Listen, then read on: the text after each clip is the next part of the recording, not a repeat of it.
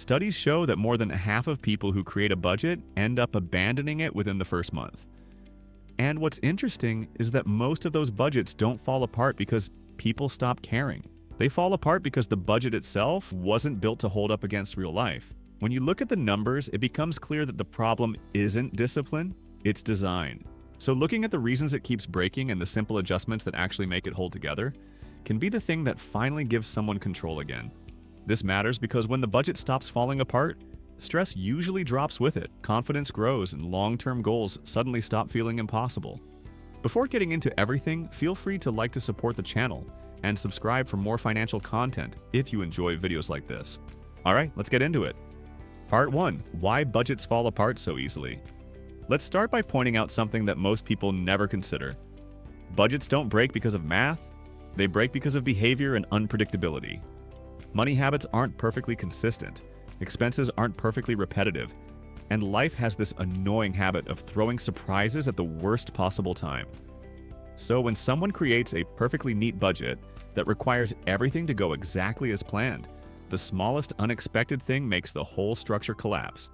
A lot of people set their budgets assuming they'll instantly become a more disciplined version of themselves starting next Monday. But behavior rarely changes overnight. So the budget ends up built for an ideal future version of someone, not the real one who exists right now. This gap is one of the biggest reasons budgets fall apart.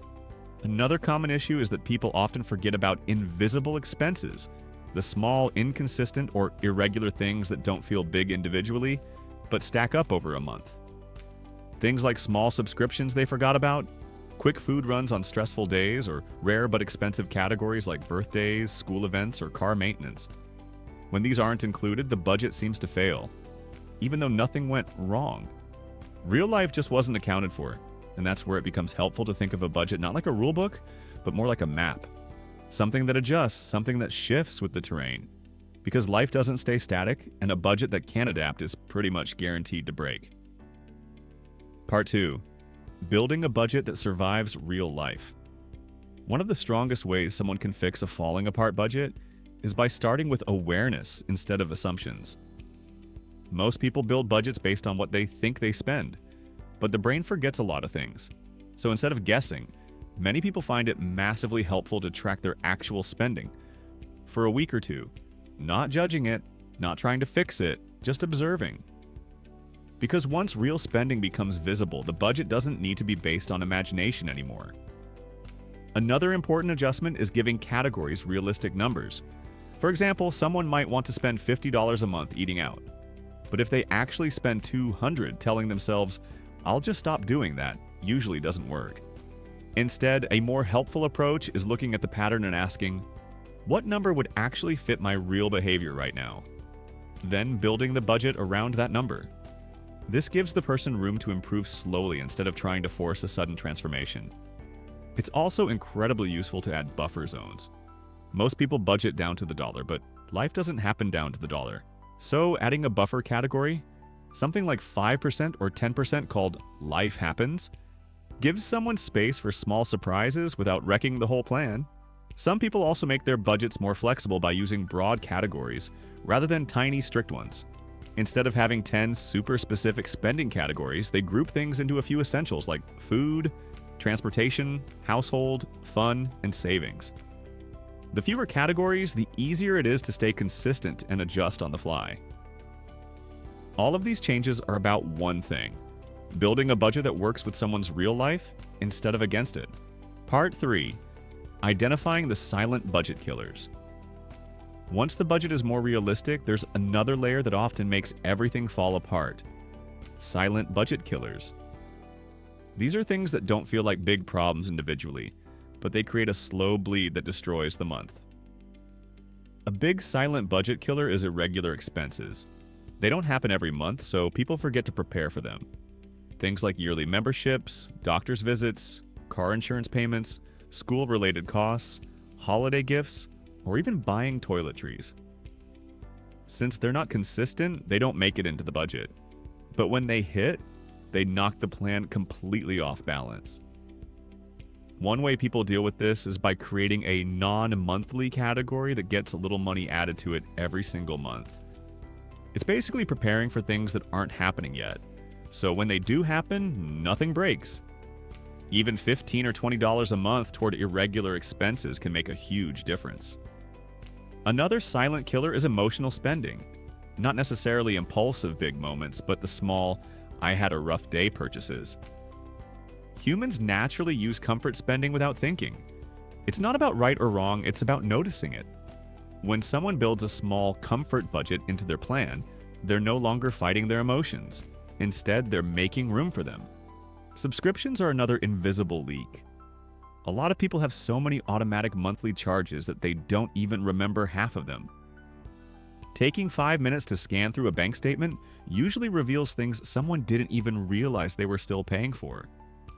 There are also timing issues, meaning someone gets paid on a different date than their bills are due, and the mismatch creates chaos. Organizing bills around pay cycles or using automatic transfers that line up with income timing can stop a ton of breakdowns. The goal here isn't perfection, it's just identifying where things quietly go wrong so the person finally understands why the budget collapses. Part 4. Planning for the unexpected and uncertain. One of the biggest reasons budgets fall apart is unpredictability. Even when someone tracks everything and plans carefully, something random still shows up. Maybe a school event, a minor repair, a medical copay, or a sudden need like having to buy new shoes. Because these moments can't be predicted, the budget has to have space for them. Some people find it helpful to create a chaos cushion, a small amount of money purposely left untouched every month. It's not for emergencies and it's not for splurges. It's just for the unexpected things that aren't anyone's fault. This cushion turns surprises from disasters into minor inconveniences. Others take a slightly different approach and practice weekly adjustments. Instead of building a budget once a month and hoping it lasts, they check in once a week for 3 minutes. Not to redo the whole thing, but just to shift a little money from one category to another when needed. Weekly flexibility often keeps monthly budgets from blowing up. Another helpful approach is embracing the idea that a budget is a living document. It's allowed to change. The purpose is not to restrict someone's life, but to give clarity. So if a plan needs to be updated mid-month, that's perfectly normal. It's not a failure. It's actually budgeting the right way. People often feel frustrated because their budget doesn't stay perfect. But the more realistic expectation is that a good budget should wiggle without snapping. If a plan needs tiny adjustments every week, that's not the budget falling apart. That's the budget working. Part 5. Building habits that support the budget. Even the most well-designed budget will fall apart if the habits around it aren't supportive. And most habits don't require big discipline. They just require simple routines. One helpful habit is doing a quick daily check. Not a full breakdown, not a whole analysis. Just a 15-second look to see where spending happened. This tiny daily moment builds awareness effortlessly. Another supportive habit is attaching financial check-ins to things someone already does. For example, reviewing the budget every Sunday morning, or right after grocery shopping, or right after getting paid. Attaching the habit to something that already exists removes friction. It's also helpful to automate whatever can be automated.